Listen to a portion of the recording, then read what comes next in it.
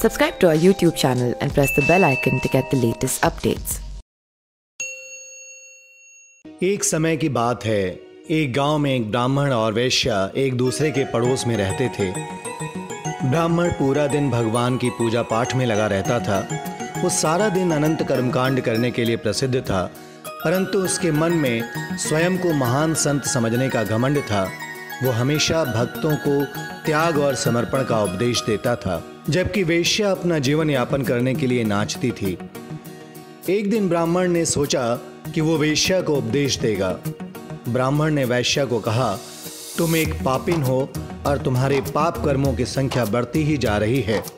इन पाप कर्मों के कारण मृत्यु के पश्चात एक भयंकर परिणाम तुम्हारे प्रतीक्षा में है। जब वैश्या ने ब्राह्मण की यह बात सुनी तो वो पूरे मन से प्रायश्चित करने लगी, परंतु जीवन यापन करने के लिए उसने वैश्यावृत्ति जारी रखी।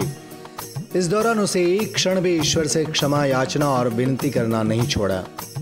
ब्राह्मण और वैश्या की मृत्यु एक ही दिन हुई।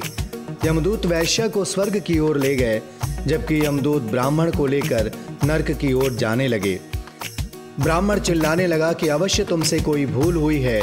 मैंने पवित्र जीवन जिया है, मैं नरक में क्यों जाऊंगा, जबकि पाप का जीवन जीने वाली यह स्त्री स्वर्ग जा रही है। यमदूत ने कहा, वह स्त्री पाप कर्म करते हुए भी सदा ईश्वर के बारे में सोचती रहती थी।